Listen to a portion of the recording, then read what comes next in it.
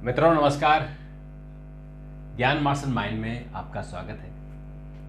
मित्रों, हमने पिछले कुछ वीडियो में जो हमारे रहस्य हैं, हमारे जो जीवन का कर्म है उसको समझाया। हमने यमलोक की कहानी सुनाई। जब उसके कर्म होते हैं, कर्मों के हिसाब से जो भी उसने पाप किए हैं उनकी क्या सज़ा होगी, और जब सज़ा पूरी हो जाएगी तो उसको क्या योनि मिलेगी, इस बारे में हमने डिटेल से बताया। अगर आपने नहीं देखा है तो हमारे पुराने वीडियो ज़रूर देख लें। और उसी क्रम में आज हम आ रहे हैं कि जो सबसे महत्वपूर्ण और सबसे जरूरी है, और जो कहेंगे कि जितनी हमारी जो 84 लाख योनियाँ हैं उन योनियों में सबसे प्रमुख है मनुष्य योनि। मनुष्य योनि कैसे मिलती है, उसके लिए कितनी तपस्या लोग करते हैं।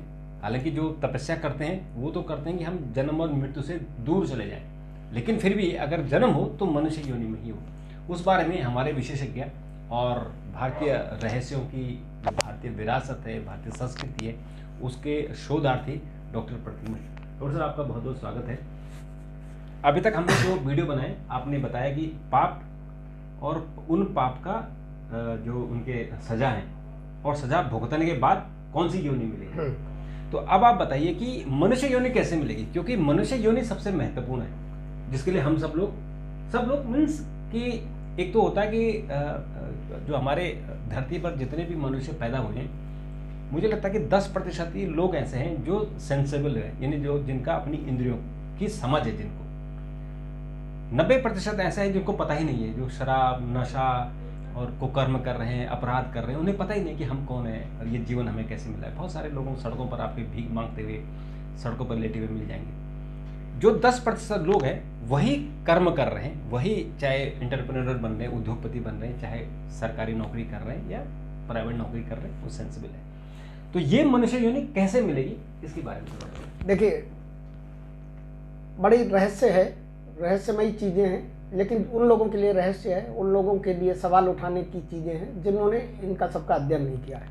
हमारे पद्म पुराण में, हमारे गरुड़ पुराण में बड़े विस्तार से बताया गया, इन सारी चीज़ों के बारे में बताया गया कि मृत्यु कैसे होती है, मृत्यु के क्या क्या लक्षण होते हैं, मृत्यु के बाद आत्मा कहाँ जाती है, उसके बाद आत्मा के साथ क्या उस जो जीवात्मा होती है, जो सूक्ष्म शरीर होता है, उसके साथ क्या विधि का विधान है, कर्मों के हिसाब से उसको सजा दी जाती है, उसके बाद योनियों में आता है। उसके बाद जो है, और हमारे पुराणों में ये भी बताया गया है कि कुल 84 लाख योनियाँ हैं। तो हम आपको आज यहीं से शुरू करते हैं कि सृष्टि में कितनी योनियाँ हैं, और हम ये भी बताएंगे आपको कि ये कपोलकल्पित नहीं है। जैसे कि अंग्रेज़ों ने हमारी पूरी शास्त्रों को, पूरे हमारे प्राचीन शास्त्रों को, ग्रंथों को, पुराणों को उन्होंने जिस तरीके से मैथोलॉजी कह दिया, और उसके बाद मुस्लिम आक्रांताओं ने इस मैथोलॉजी को, और आज भी मुस्लिम इसको मैथोलॉजी कहते हैं। आपने कभी सुना है क्रिश्चियन मैथोलॉजी? कभी नहीं सुना। आपने सुना है कभी मुस्लिम मैथोलॉजी? क्योंकि उनके यहाँ जो लिखा हुआ है वो उसको अटल सत्य मानते हैं। हमारे यहाँ समस्या ये है सनातन धर्म में कि मीन मेक निकालने वाले बहुत होते हैं और हर चीज में सवाल उठाते हैं, और हिंदू ही इसमें ज्यादा उठाते हैं। हालांकि ये बहुत अच्छी बात है, जितने आप सवाल उठाएंगे, जितनी आप शंकाएं करेंगे, उतना ही आपका समाधान होगा, और हमारे धर्म का या उसका, हमारी जो वैदिक विज्ञान है उसके बारे में लोगों को जानकारी मिलेगी। और मैं आज देखिए, मैं बताऊंगा आपको कि किस तरीके से साइंस ने आज जो है इस चीज को साबित कर दिया, जो कि हमारे पद्म पुराण में कहा गया है। हमारे पद्म पुराण में, हमारे पुराणों में बताया गया, गरुड़ पुराण में भी और पद्म पुराण में भी, कि 84 लाख योनियां होती हैं। पद्म पुराण के 78वें 5वें सर्ग में कहा गया है कि जलज नभ लक्षाणी, जल में पाए जाने वाले जंतुओं की संख्या 9 लाख होती है। मैं पूरा आपको उनको श्लोक पढ़ाता हूँ। जलज नभ लक्षाणी स्थावर लक्ष विंशति, क्रमियो रुद्र संख्य का पक्षिणाम 10 लक्षणम, 30 लक्षाणी पशवा, चतुर्लक्षाणी मानव। मतलब जल में रहने वाले जो जीव हैं उनकी 9 लाख योनियाँ। और देखिए, योनि का मतलब क्या होता है। सबसे पहले तो ये समझ लीजिए कि लोगों को योनि को लेकर बड़ा भ्रम रहता है। योनि क्या है? योनि का मतलब है स्पीसीज, प्रजाति। कितनी प्रजातियां? साइंस में जिसे स्पीसीज कहा जाता है वो हमारी प्रजाति है। साइंस ने उसका और वर्गीकरण किया है, सब स्पीसीज बना दी, उपजातियां बना दी। ठीक है, तो ये योनि का मतलब ये है कि उपजाति का मतलब थोड़ा सा और क्लियर कर लेते हैं। जैसे कि एक जाति है कैट, बिल्ली। अब बिल्ली की उपजातियां क्या है? शेर है, बाघ है, तेंदुआ है, जगुआर है, ये उसकी उपजातियां हो गई। मेन जाति क्या है? बिल्ली। ऐसे ही इसी तरीके से हमारे यहाँ उन्होंने सब पहले से, देखिए हमारे वैदिक साइंस में सारी चीज़ों की जानकारी थी। हमारे वैदिक साइंस को पता था कि आकाश मंडल में, सौर मंडल में 9 ग्रह हैं, ठीक है, एक अब चला गया प्लूटो, 9 ग्रह हैं, उनको कब हजारों वर्ष पहले मालूम थी। विज्ञान अब उसकी खोज कर रहा है, और विज्ञान खोज क्या कर रहा है, विज्ञान बेसिकली इन चीज़ों को लेकर ही आगे बढ़ रहा है। तो इस श्लोक के द्वारा हमारे यहाँ बताया गया कि 84 लाख योनियों में 9 लाख योनियां जल में रहने वाले जो जलचर जीव होते हैं, जो पानी के अंदर, समुद्र के अंदर, नदियों में रहते हैं, हाँ वो होते हैं। आकाश में उड़ने वाले जो पक्षी होते हैं, जो भी आकाश में उड़ सकता है, 10 लाख योनियां, 10 लाख। भूमि पर रहने वाले जो भी जीव होते हैं, जो भी जीव, कीड़े मकोड़े से लेके, उनकी 30 लाख होती है। नहीं, कीड़े मकोड़े नहीं, और जीवों की, कीड़े मकोड़ों के अलग है, कीड़ों को बताया है ना, क्रमयो रुद्र संख्यका, ठीक है। 11 लाख योनियां जो है वो कीड़े मकोड़ों की होती है, और जो पेड़ पौधे हैं उनकी 20 लाख योनियां होती है। बाकी जो बची कितनी, 4 लाख योनियां जो मनुष्य जात की। अब देखिए वैज्ञानिकों की खोज जारी है।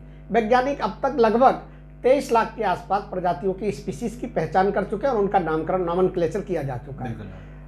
लेकिन वैज्ञानिक ये भी कह रहे हैं, यहीं पे ये साबित होता है कि हमारे विज्ञान जो है कितना प्रबल था, कि पृथ्वी पर 87 लाख स्पीसीज हैं।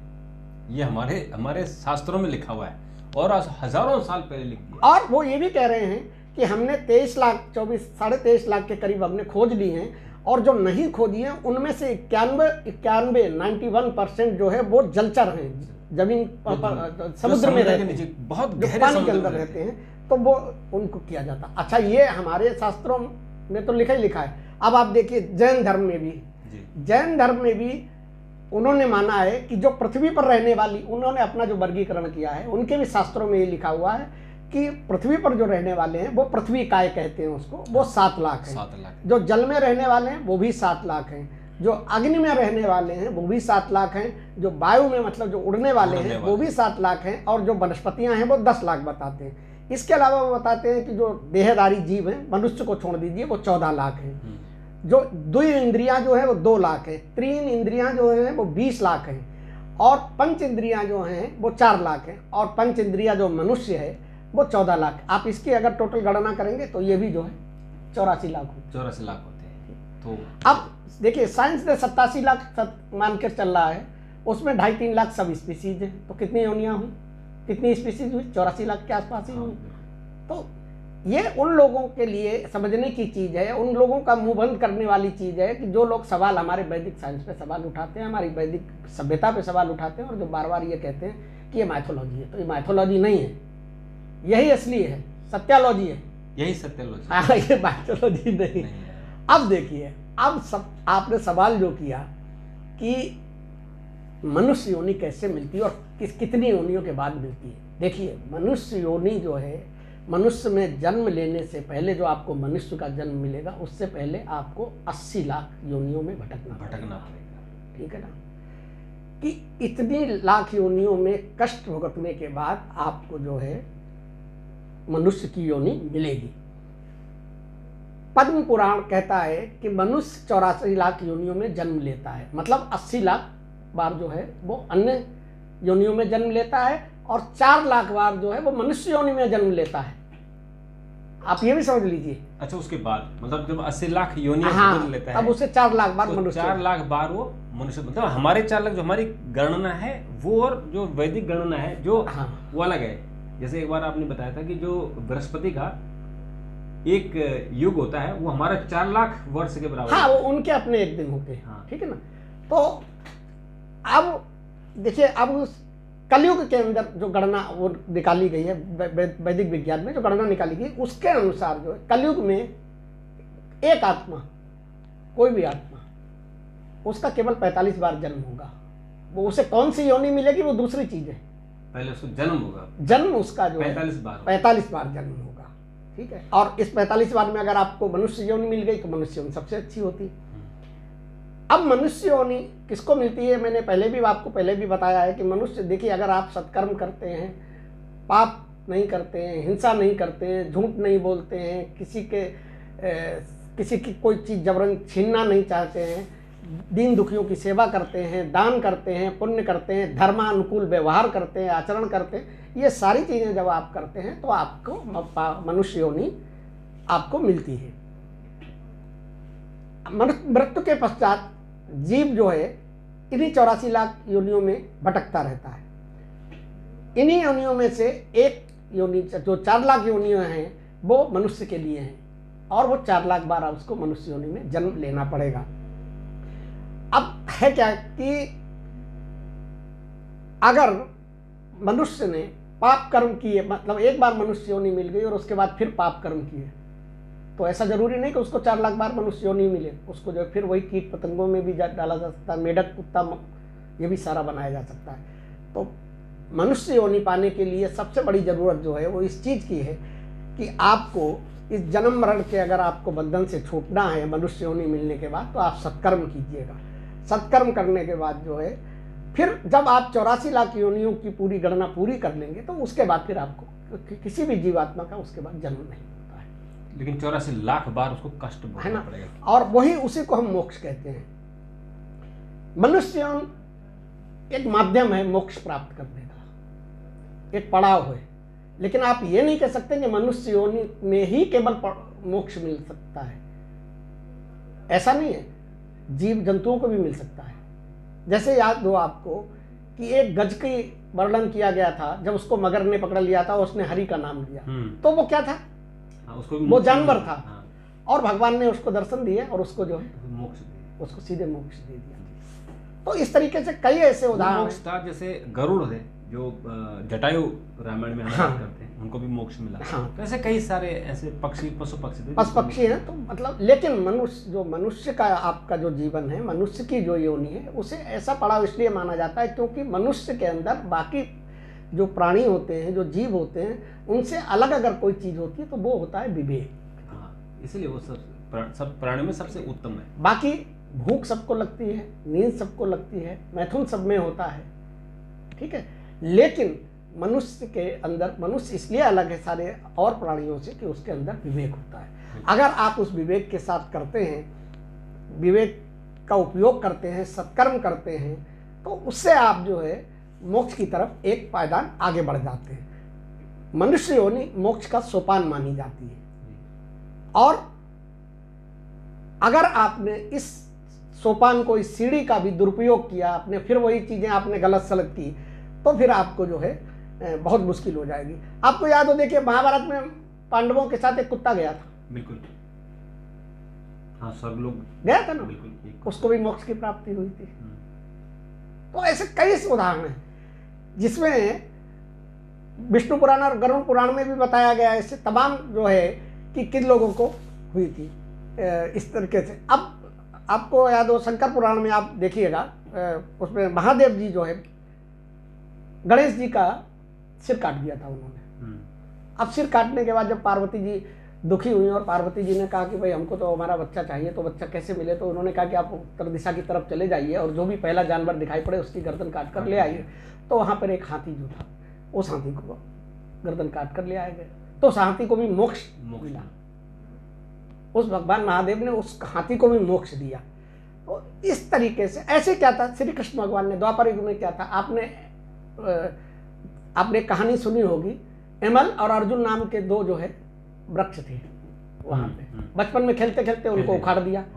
मतलब अभी तो हम प्राणियों की बात कर रहे थे, पेड़ पौधों को भी डायरेक्ट मोक्ष मिल जाता है। अब वो दोनों कौन थे? वो दोनों जो थे उनको एक वो श्राप की वजह से, अमलार्जुन जो था वो एक उनको श्राप मिला हुआ था, और श्राप लेने की वजह से वो जो है वो यक्ष थे बेसिकली। पिछले जन्म में उनको श्राप मिला था तो पेड़ पौधे के रूप में आ गए, और भगवान के हाथ से उनको मुक्ति मिलनी थी तो उन्होंने उसको तोड़ दिया। और ऐसे रामायण में हाँ। सबरी के बेर खाते हुए और जो अहिल्याबाई का एक पत्थर का मोक्ष मिला। नहीं, वो तो अलग चीज। हाँ, पत्थर को मिला, पत्थर को मोक्ष मिल गया। पत्थर की वो हो गई थी, वो पत्थर की हो गई थी अहिल्याबाई। हाँ, तो उनको भी श्राप मिला हुआ था। तो जब भगवान राम ने उनको मोक्ष दिलाया, तो पत्थर भी को मोक्ष प्राप्त हो सकता है, वनस्पति को हो सकता है, पशुओं को हो सकता है, मनुष्य का भी हो सकता है, लेकिन मनुष्य को तपस्या करनी होगी। हाँ, मनुष्य को तपस्या करनी होगी। ऐसे कर्म करने पड़ेंगे कि वो भगवान उसको अपने साथ ले लें। कहा भी गया है, देखिए हमारे शास्त्रों में, हमारे यहाँ कहा भी गया कि बड़े भाग तन मानुष पावा। और आप इस मनुष्य योनि का महत्व इसी चीज से समझ सकते हैं कि देवताओं को भी जो है पृथ्वी पर आने के लिए इस मनुष्य योनि का ही माध्यम बनाना पड़ता है। माता का गर्भ यहीं से मिलता है, ठीक है। सारे भगवान जो है यहीं पे खेले कूदे ना, ऋषियों के यहाँ से, या चाहे वो राम जी हों चाहे वो कृष्ण जी हों, तो कुल मिला के ये मनुष्य जो योनि आपको है वो सत्कर्म के आधार पे ही मिलेगी। और कितनी मुश्किल है ये मैंने आपको बता दी। 80 लाख योनियों में आप जब विचरण करेंगे उसके बाद, और वहाँ पर भी आपके आचरण ठीक रहेंगे, तब आपको जो है मनुष्य योनि प्राप्त। तो मनुष्य बनने के लिए अगर मनुष्य योनि प्राप्त करनी है, मनुष्य के रूप में आपको पृथ्वी पर दोबारा आना है, तो आपको सत्कर्मों की तरफ लौटना पड़ेगा। तो डॉक्टर साहब, ये जो एक जो सवाल ये भी है ना कि जो हम कहते हैं कि सारे, जो आपने भी कहा कि पहले उसको सभी योनियों में जाना पड़ेगा, पाप भुगतने पड़ेंगे, कष्ट भुगतना पड़ेगा, और फिर उसको अंत में मनुष्य योनि मिलती है ताकि वो आराम कर सके, कि मनुष्य योनि ही है जिसमें वो सुख समृद्धि जो भी कुछ उसको मिलता है मनुष्य योनि में। देखिए, और मैं एक चीज़ और बता दूं आपको, तमाम भ्रांतियाँ फैलाई जाती हैं और तमाम इस तरीके की चीज़ें कही जाती हैं जिसके लेकर जो है सनातन धर्म पर उंगली भी उठती है। अब जैसे महाकुंभ चल रहा है, तो अज्ञानता में बहुत से साधु संत क्या कहेंगे कि यहाँ स्नान कर लीजिए, मोक्ष की प्राप्ति हो जाएगी। तो मोक्ष की प्राप्ति इतनी आसान नहीं है। हमारे वेदों में, हमारे भागवत में, हमारे पुराणों में सब जगह ये बताया गया कि आपको कर्मों के अनुसार दंड भुगतना पड़ेगा। कर्मों के आधार पर इस बात का निर्धारण होगा कि आपको मोक्ष मिलेगा या नहीं मिलेगा। खाली जल में स्नान कर लेने से आपको मोक्ष नहीं मिलेगा। स्नान करने का कुछ आपको पुण्य मिलेगा। देखिए, शब्दों में अंतर है कि अज्ञानता में क्या कहते हैं, और इसीलिए लोगों को सवाल उठाने का मौका मिलता है। आपको पुण्य की प्राप्ति होगी, अच्छी बात है, आप जाइए पुण्य कमाइए, लेकिन आप अगर ये दावा कर रहे हैं कि हम अभी गंगा में स्नान करेंगे और हमेशा मोक्ष की प्राप्ति हो जाएगी, लेकिन उसके लिए आपको कर्म भी तो ऐसे करने पड़ेंगे और हमारे पाप धुल जाएंगे। तो पाप, देखिए, कोई भी नदी हो, जल का काम क्या है? जल आपके तन को शुद्ध करता है। आपके मन को शुद्ध करने के लिए आपके कर्म जरूर, आपके कर्म होंगे। मन शुद्ध करना है तो कर्म करने पड़ेंगे, आपको साधना करनी पड़ेगी। हाँ। आपके अपने इंद्रियों पर कंट्रोल करना पड़ेगा, इंद्रियों को वश में करना पड़ेगा। देखिए, मैं यही कह रहा हूँ कि इसको बहुत छोटी सी चीज़ है, इसको बहुत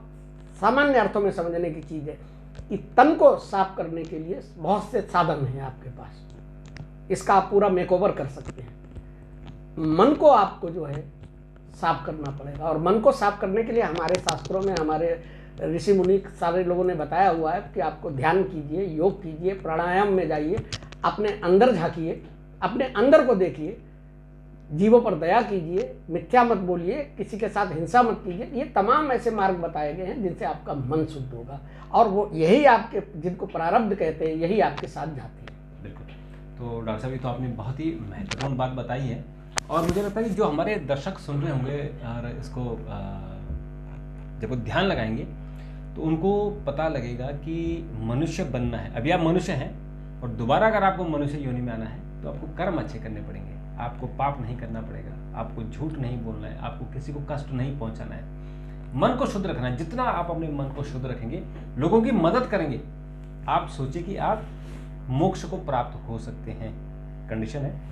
तो डॉक्टर साहब, और देखो, मैं एक चीज और बता दूं, इसी में जोड़ दूं, कलयुग में ये बड़ी अच्छी चीज बताई गई शास्त्रों में कि कलयुग में अगर आप मनुष्य योनि में आपको जन्म मिला हुआ है और आपने अपने कर्म ठीक कर लिए, तो आपको मोक्ष मिलने की संभावना कई गुना बढ़ जाती है। 15% से 20% ज्यादा हो जाती है। हाँ, इसलिए हो जाती है कि यहाँ जो कलयुग का देवता है वो शनि है। हाँ, तो वो आपको न्याय यही दे देते हैं, यानी आपको जीवन में ही, जीवन काल में ही आपको सजा मिल जाएगी। मतलब जब आपने कर्म, जब आप मरेंगे तब तो सजा जो मिलेगी, लेकिन उससे पहले आप इस धरती पर भी आपको सजा मिल जाएगी। आप देखते होंगे कि कभी हम किसी को चोट लगती है, हाथ पांव टूटता है, तो हम कहते हैं देखो उसको कर्मों का फल मिल गया। नहीं, इसीलिए हमारे ऋषि मुनि ये कहते हैं कि कलयुग जो है, जिसे लोग बहुत बुरा मानते हैं, कई ऋषि मुनियों के मुंह से, मैंने कई साधकों संतों के मुंह से ये सुना है, और मैंने पढ़ा भी है कि ये सबसे आसान युग है साधना करने का, भगवान को पाने का ये सबसे आसान युग है। आपको एक तो जो है जपना है, खाली हरि नाम जाप कीजिए, आपको हरि नाम जाप कीजिए, और दान कीजिए, दान कीजिए, किसी को कष्ट मत दीजिए, किसी की बुराई मत कीजिए। और एक चीज और है कि इस युग में, कलयुग में, जो जीवों की सामान्य उम्र, औसत उम्र कम है, जबकि और युगों में, अगर हम सतयुग की बात कर लें, द्वापर की, त्रेता की, तो लंबी उम्र होती थी और उनके आकार भी बहुत बड़े होते थे। तो ये भी एक जो है सौभाग्य की बात है कि कलयुग में हमें छोटी उम्र है, हम कद भी हमारे 6, 7, 8 फीट से ऊपर नहीं होते और औसत उम्र भी 100 साल से ऊपर नहीं होती। अगर हम एक आध जानवरों को, मछली को और सांप को छोड़ दें या कछुआ को छोड़ दें तो 100 से ऊपर वो जाते हैं, अगर अन्यथा नहीं, सब वो 100 के देखिए आसपास वो दूसरी चीज है। जो इसका पूरा मकसद है, जो तात्पर्य है, वो उसका कहना यही है कि आपको कम समय में आप ज़्यादा से ज़्यादा प्रयास करके अगर कर सकते हैं, क्योंकि कोई भी साधना है अगर बहुत लंबी खिंचती है तो सबके बस की नहीं होती। लेकिन चूंकि आपकी बहुत ज़्यादा आयु नहीं है, बहुत ज़्यादा वो नहीं है, तो आपको कम समय में कम साधना करके आपको कलयुग में अच्छा फल मिल जाएगा। तो डॉक्टर साहब आपने बात की, आपका बहुत बहुत शुक्रिया। और एक टिप्स आप हमारे दर्शकों को दीजिए ताकि वो, अगर कोई कष्ट उनके जीवन में है तो उसको उस कष्ट से वो मुक्ति पा सके। देखिए,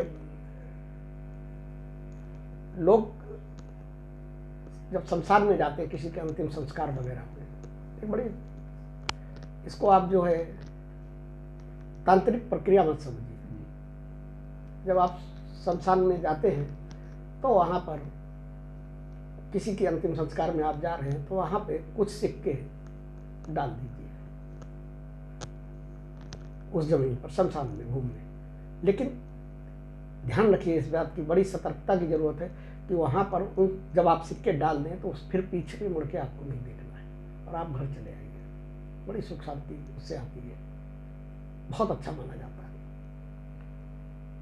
माना जाता है कि अकाल मृत्यु का दोष भी कम होता है इससे। दूसरी, अब इसी से जुड़ी हुई चीज़ है तो उसी चीज़ में बता देते हैं कि शमशान से आने के बाद जब आप घर के अंदर आते हैं तो आपको नमक डालकर पानी में और नीम के पत्ते डालकर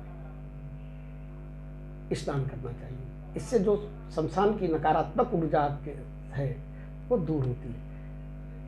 इतना ही नहीं, ये ज़्यादातर लोगों को पता है। और शमशान के अंदर जब जाते हैं किसी के अंतिम संस्कार वगैरह में तो वहाँ पे नीम की पत्ती दी जाती है चबाने के। इसलिए नीम की पत्ती क्यों दी जाती है? तो उसका साइंटिफिक रीजन है, क्योंकि आप मुंह खोल के बात कर रहे हैं, सारी चीज़ें कर रहे हैं, आपके अंदर बैक्टीरिया, वायरस की तमाम चीज़ें आपके मुंह के अंदर घुस गए। तो वो नीम जो होता है वो उसमें उस समय दवा का काम करता है, प्रतिरोध करता है उन चीज़ों को, उनको ख़त्म करता है। तो इन चीज़ों को मतलब एक पोगापंथी समझने की जरूरत नहीं है, ये सब है। आज सारी दुनिया नीम और हल्दी का इस्तेमाल, ठीक है। तो आप अगर वहाँ मिल जाए नीम तो वहाँ नीम चबा लीजिए, अगर वहाँ नहीं मिलता है तो घर पर आइए, घर पे नीम को चबाइए, नीम की पत्तियाँ डालिए और नमक डालिए उस पानी में और उसके बाद स्नान कीजिए। आपकी 100% निगेटिविटी दूर हो जाएगी, इसमें कोई दो राय नहीं। तो डॉक्टर साहब, ये तो बहुत ही अच्छी बात आपने बताई और मुझे लगता है कि हमारे पाठक और हमारे जो दर्शक हैं जरूर उस पर इम्प्लीमेंट करेंगे और अपने जीवन में कुछ खुशहाली लाने की कोशिश करेंगे। हमारा तो मकसद ही यही है कि लोगों के जीवन में खुशहाली आए और आप भी मोक्ष को प्राप्त हो। अब जो बार बार जन्म और मरण का जो प्रक्रिया है, जो ये चक्र है, ये चक्र टूटे और आप सत्कर्म करें, लोगों की मदद करें और किसी का भी बुरा न करें, न बुरा सोचें। डॉक्टर साहब आपने बात की, आपका बहुत बहुत धन्यवाद। और मित्रों, चैनल को आगे बढ़ाइए, ये चैनल रुका हुआ है। जितना आप आगे बढ़ाएंगे, जितना चैनल बड़ा करेंगे, उतना ही हम इस पर और अच्छी बातें आपको बता सकते हैं। और अपने मित्रों को जरूर इसको शेयर कीजिए। नए बच्चों को, जो हमारी युवा पीढ़ी है, जेन जी है, इसको जरूर शेयर कीजिएगा ताकि उनको उनके जीवन में भी कुछ अच्छी बातें आए, अच्छी खुशहाली आए। तो आज इतना ही। देखिए, आज जो हम लोगों ने किया है ना, ये इसका जो विश्लेषण है वो इसी युवा पीढ़ी के लिए है कि युवा पीढ़ी तमाम सवाल उठाती है कि कैसे 84 लाख योनियां होंगी, कौन कौन सी होंगी, किसने गणना की, इसका आधार क्या है। तो इसका आधार विज्ञान है। इसका इसी आज वीडियो में ये छुपा हुआ है कि इसका आधार जो है वो विज्ञान है। विज्ञान ने जितनी स्पीसीज खोज ली और विज्ञान तो आज खोज रहे हैं। हम पहले खोज, मैं वही कह रहा हूँ कि आज के बच्चे विज्ञान को मानते हैं। तो आज हमने इसीलिए इस चीज को बताया कि विज्ञान से जोड़ा है और इसलिए आप इसको जरूर पढ़िएगा, जरूर बच्चों को दीजिएगा ताकि वो हमारे संस्कार, जो हमारी विरासत है, उसको जरूर समझ सके। आज के लिए इतना ही। कल एक और वीडियो के साथ आपसे मुलाकात होगी। तब तक के लिए नमस्कार।